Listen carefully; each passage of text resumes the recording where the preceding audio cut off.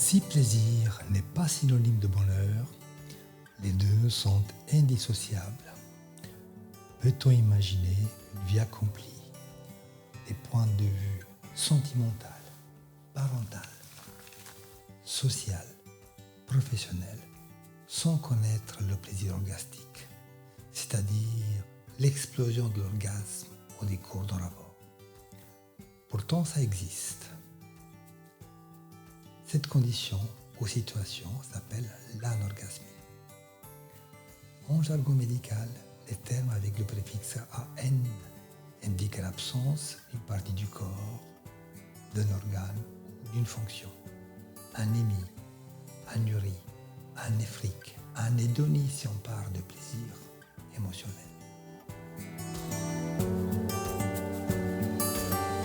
Bienvenue sur le podcast Encyclopénis ou la santé masculine de A à Z.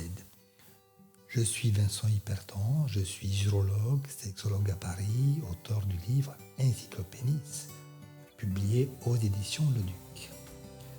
Je suis heureux de vous raconter une histoire autour de A, car c'est la première lettre de l'alphabet. Cette histoire est inspirée de faits réels, car le personnage a vraiment existé. Mais pour éviter toute confusion, je ne lui ai pas donné de nom.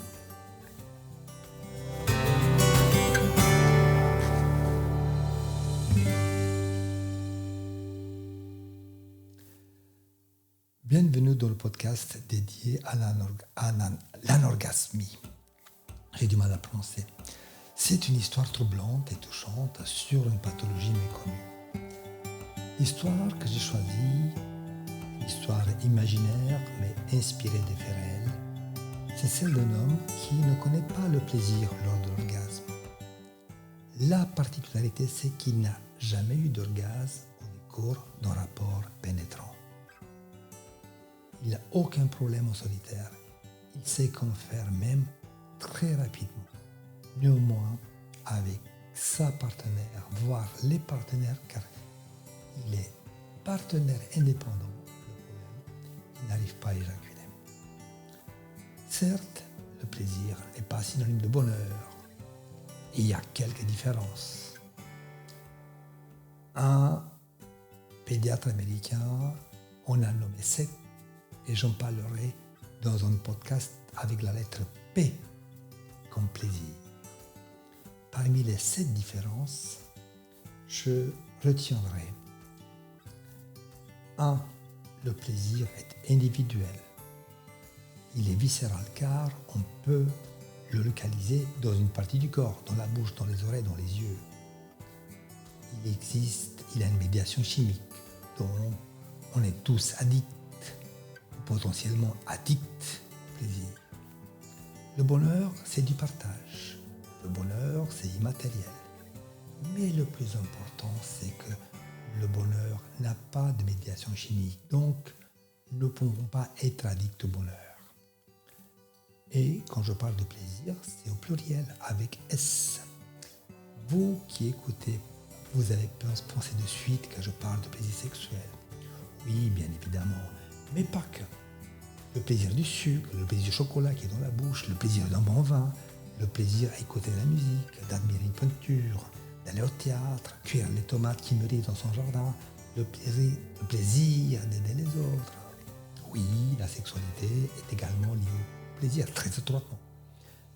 Oui, biologiquement, la sexualité a une finalité reproductive.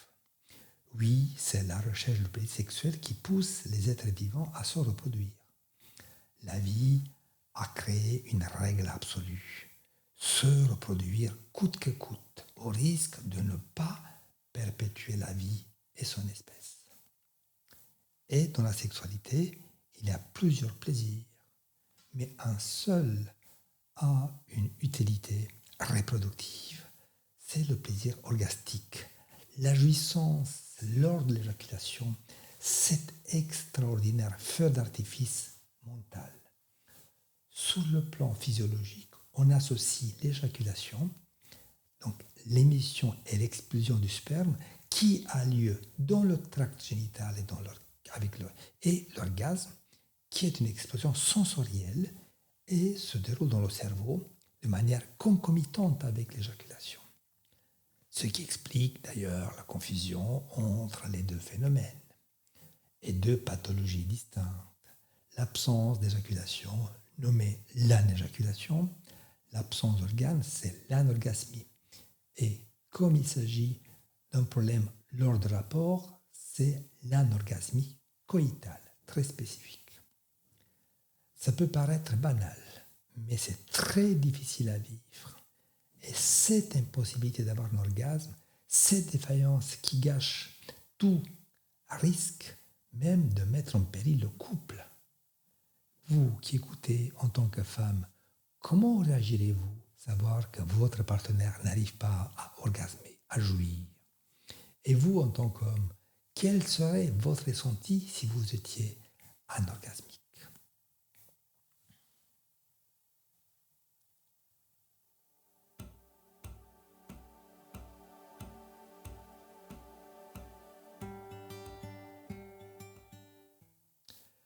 Voici l'histoire imaginée dans une consultation fictive.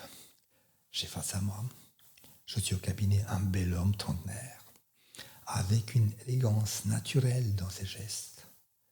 Il me raconte son parcours avec une lettre, car c'est son médecin qui l'adresse à un urologue.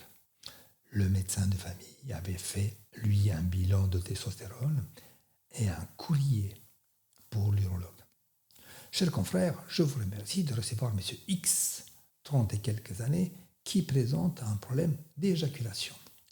Le bilan en testostérone semble normal. Je vous remercie pour votre aide bien confraternellement. Bon, effectivement, on n'est pas très avancé. Bon, il consulte l'urologue. L'examen clinique, la consultation se passe bien. À part des difficultés d'éjaculation, aucun trouble urinaire. À l'examen clinique, aucune anomalie. L'échographie confirme une toute petite prostate. Le bilan bio est normal. Sa pensée est d'emblée urologique. Il doit avoir un obstacle mécanique. Le diagnostic d'anéjaculation, voire d'éjaculation rétrograde, est posé. Et sans raison apparente, j'ai déjà rencontré la prescription du Viagra du Cialis pour l'érection, car il devait avoir un possible problème psychologique. Comme c'est aussi un peu mécanique urologique, pourquoi pas faire une cystoscopie pour comprendre quel est l'obstacle, s'il y a l'obstacle. On suspecte donc une éjaculation rétrograde, à savoir l'éjaculation qui se fait en rétrograde vers la vessie au lieu de faire antérograde. En consultation, le patient me montre le courrier d'adressage, le compte-rendu, le bilan, l'échographie, etc. Et le courrier de l'urologue, car il avait un doute, il a demandé comme ça, voir un sexologue. Mon cher Vincent, je t'adresse Monsieur X pour une absence d'éjaculation alors que le bilan est strictement normal. Amitié.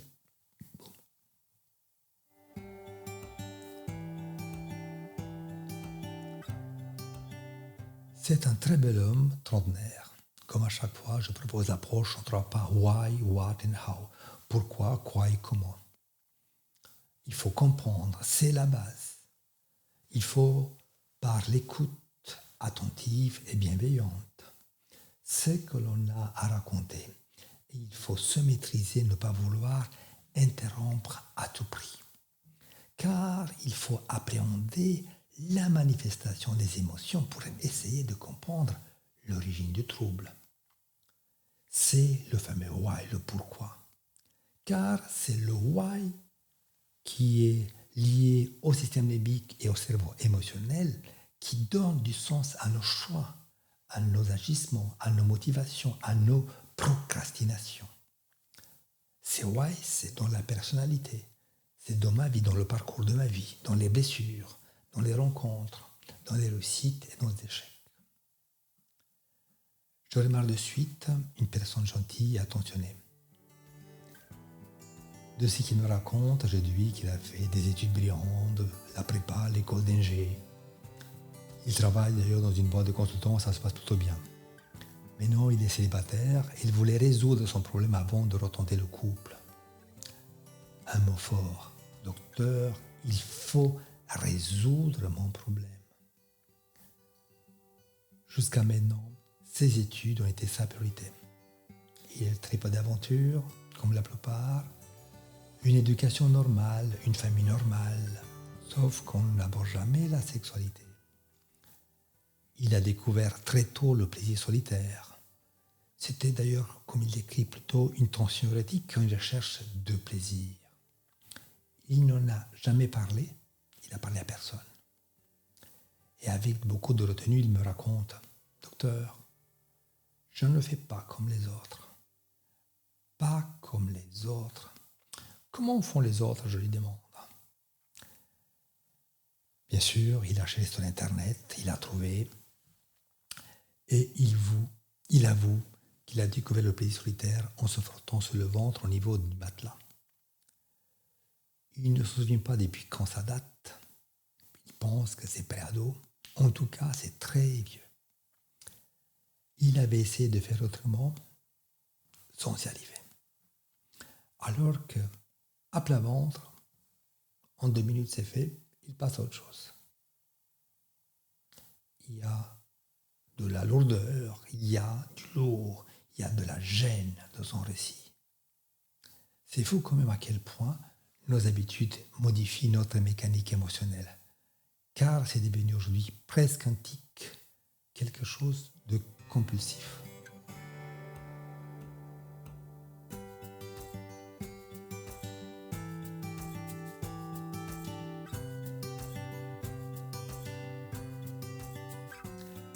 Son premier rapport a commencé tardivement, vers 20 ans. Donc tard par rapport à la moyenne qui serait autour de 17-18 ans. Il a un souvenir atroce. Lors d'une soirée, il a fini dans les bras d'une jeune fille. Au départ, elle avait beaucoup aimé car il était gentil, il était doux, il était endurant et résistant. Il était très attentif à elle. Au bout de certains ans, elle commence à s'étonner. Pour finir, à s'agacer. Il faut conclure maintenant. Boum. C'est comme ça qu'il a appris à simuler l'orgasme. C'était marrant, mais après, ça devient lassant. Donc, très peu de rencontres. C'est un beau garçon, donc je pense qu'il avait eu des opportunités. Vous savez, docteur, on soirée à la fac, on fait la fête, on s'amuse, on boit un peu. Tout est plus simple, et surtout si l'alcool n'est pas très loin. Sauf que l'alcool, dans mon cas particulier, ça aggrave le problème. Car dans les quelques aventures, a réussi facilement à simuler et à ne pas se faire prendre. Il me dit aussi, je suis en permanence dans un hypercontrôle. Et il sait que c'est son hypercontrôle qui est probablement responsable, entre autres. En essayant de décortiquer d'où vient son hypercontrôle, il m'a confié sa blessure. Au collège, j'étais un gars très sensible. Je prenais toujours la défense des amis ou des potes les plus faibles.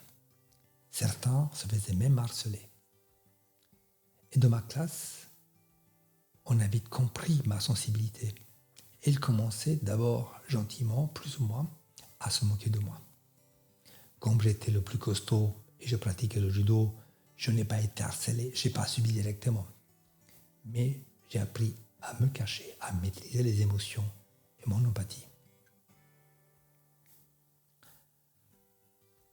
Il croyait dur comme fer à l'amour. Il voulait une relation sérieuse. En tout, il a été 2 fois en couple. Et il n'envisageait pas la sexualité en dehors du couple. Pour lui, ce fameux Friends with Benefits à l'américaine, dans les collèges, Sex Friends ou le fast fucking n'est pas pour lui. Avec sa première copine, c'était le top sur le plan affectif. Mais sur le plan sexuel, ça a été plutôt difficile. Il était genre très respectueux. Donc, ils ont beaucoup joué, mais pas de pénétration. Ça avait été long et difficile. Mais surtout, il avait subi des violences. Donc, elle a développé une aversion, un dégoût pour la sexualité, pour la pénétration. Et ça l'a marqué au fer rouge. Malgré tout, pendant les 2 ans, il y a eu quelques pénétrations difficiles et jamais d'éjaculation, et d'ailleurs pas très longs les rapports. La vie a fait en sorte qu'ils ont séparés, chacun sa vie, chacun son histoire, sans rancune, ni aucun mot blessant.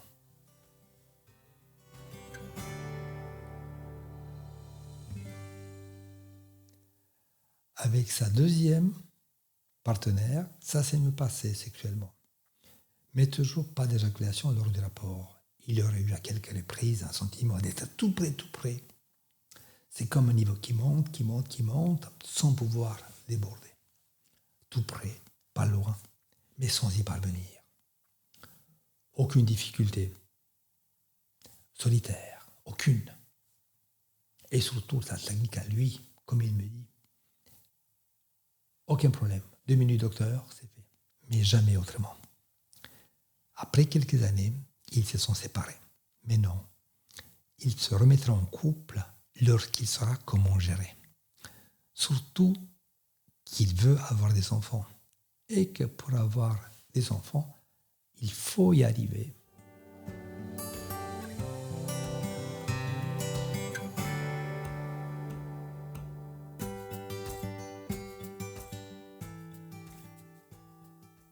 Au-delà de cette histoire, mon point de vue en tant que thérapeute, sexologue, je m'intéresse beaucoup à ce problème et depuis de nombreuses années.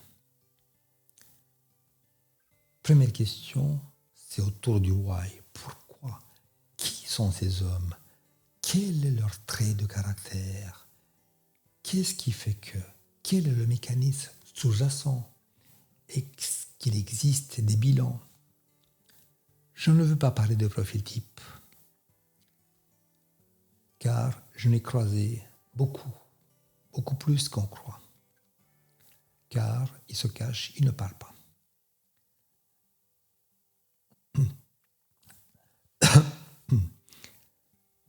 Il y a quand même un certain nombre de ressemblances qui sont troublantes. En termes de personnalité, des histoires de vie de couple, de choix de la partenaire. Et dans cette histoire, j'ai pris en quelque sorte les points communs. Une personnalité très empathique et altruiste, focalisée sur le plaisir de sa partenaire. Un hyper-contrôle lié à sa personnalité ou son histoire et absence de lâcher prise. Une notion presque exacerbée de respect en matière d'érotisme face à l'autre. Un démarrage tardif de la sexualité. Une masturbation plus ou moins atypique. Très fidèle en amour et en amitié. Et des rationnels, des intellectuels, des gens qui réfléchissent parfois trop. Bien sûr, attention aux généralisations, même si les hommes anorgasmiques que j'ai rencontrés au décours de mon expertise présentent plusieurs de ces traits.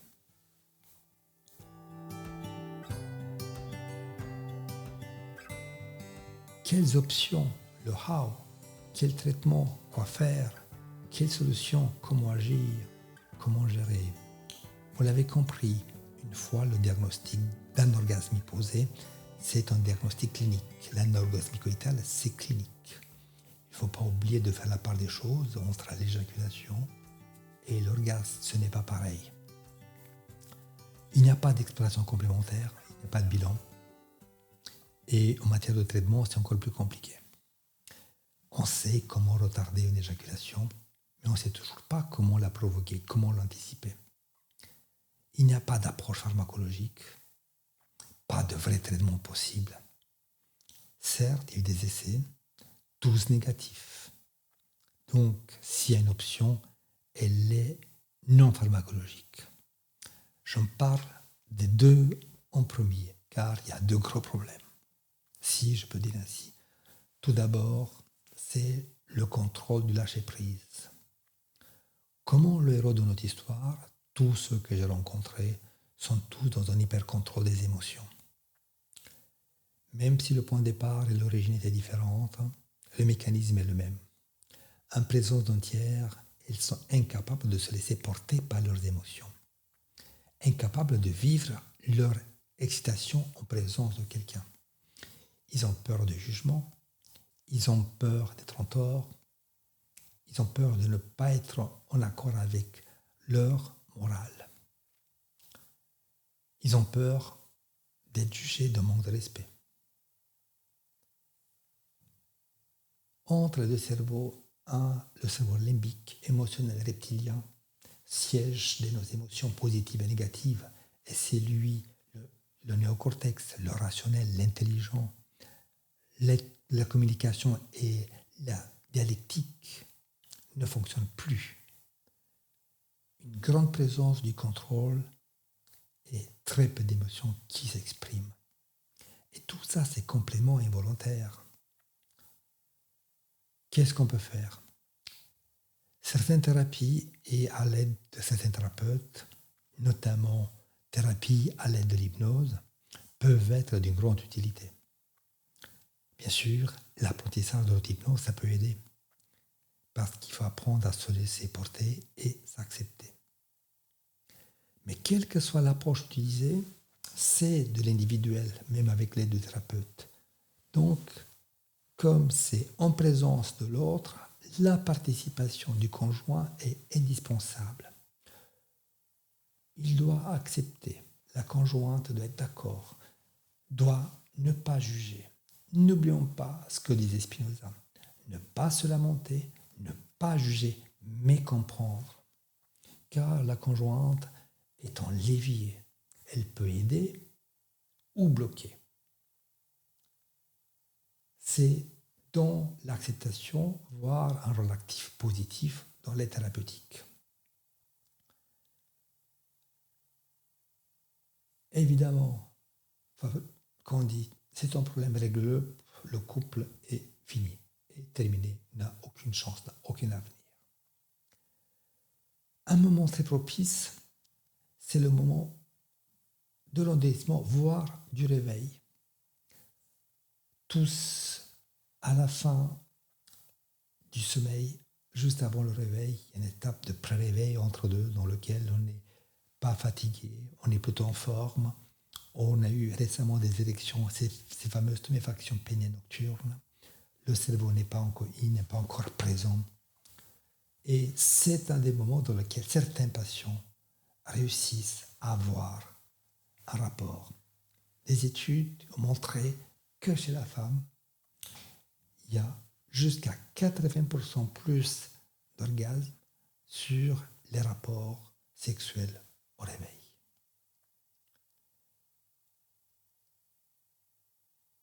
L'autre approche, elle est corporelle, voire psychocorporelle.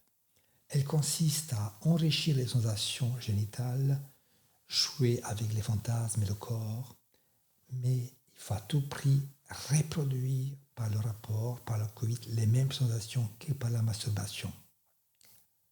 Évidemment, certaines techniques mauvaises créent des habitudes inadaptées avec des stimulations atypiques. Si ça n'a pas été très acrobatique ou atypique, style l'aspirateur, oui, et là j'ai rencontré ça, on peut y arriver. Dans le corporel, il y a la position de l'homme qui permet à l'homme de se focaliser sur soi et ses sensations. Il faut pouvoir relâcher et jouer avec le pelvis et le périnée. Il faut aussi que la partenaire apprend à stimuler au bon endroit avec la bonne fréquence et la bonne position. Je ne vais pas détailler, mais c'est la classique position de l'Amazone qui a permis à la plupart de réussir. En sachant qu'il faut agir comme une fusée en plusieurs étages, on n'arrivera pas du premier coup. Si on est dans une approche typique procréatrice, juste comme une insémination, c'est un peu plus simple. Il faut quelques aides, quelques conseils, un peu d'entraînement, se préparer, et il faut bien viser le moment du point de non-retour et faire ce qu'il y a à faire. Évidemment, c'est une approche qui est quand même un échec du plaisir érotique du couple.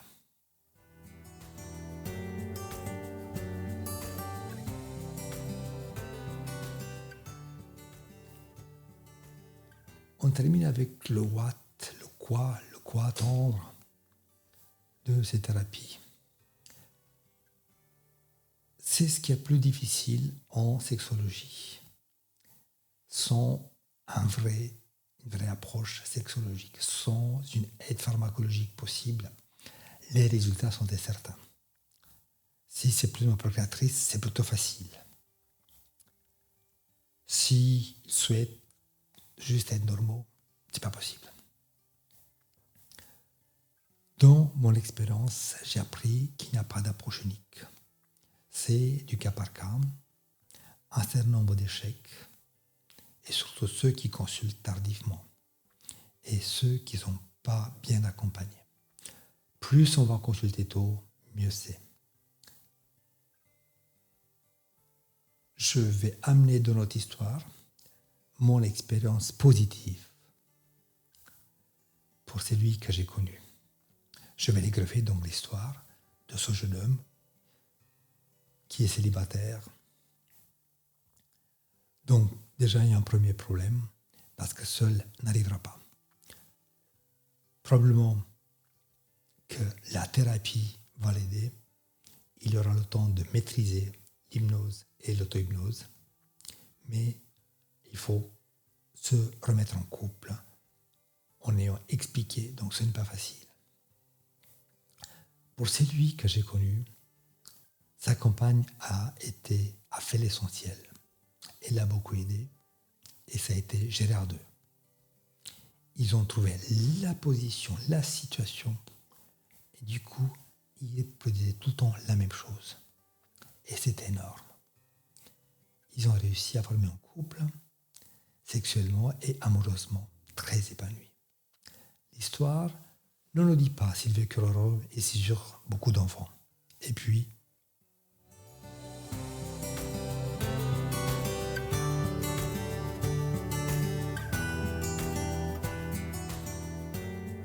s'il y a une seule conclusion, et s'il y a un conseil à donner, consultez. C'est un conseil valable en sexologie en général, mais encore plus dans l'anorgasmie. Et surtout, ça se traite à deux. C'est toujours terrible de voir que chez le sexologue, on consulte toujours seul. On n'est pas accompagné, alors que c'est un dysfonctionnement d'une communication sexuelle érotique avec l'autre. Or, les deux sont concernés. Les deux devaient être là. Il faut consulter vite. Et plus on tarde, plus on a des mécanismes, des automatismes qui vont s'installer de manière dysfonctionnelle durablement. Et j'incite ceux qui trouvent, qui n'osent pas consulter, sachez que seules les chances sont minimes de trouver, de régler la solution. On peut se faire aider, on peut essayer. Il y a quelques approches, quelques idées. En tout cas, ne restez pas seul en souffrance. Je vous remercie pour votre écoute, pour votre confiance, pour vos encouragements. Si vous avez des questions, si vous avez des sujets à traiter reliés à l'encyclopénis, une seule adresse email audio@hyperton.com. Pensez à vous abonner à ma chaîne YouTube Encyclopénis, à ma page Facebook. Et je vous dis à bientôt.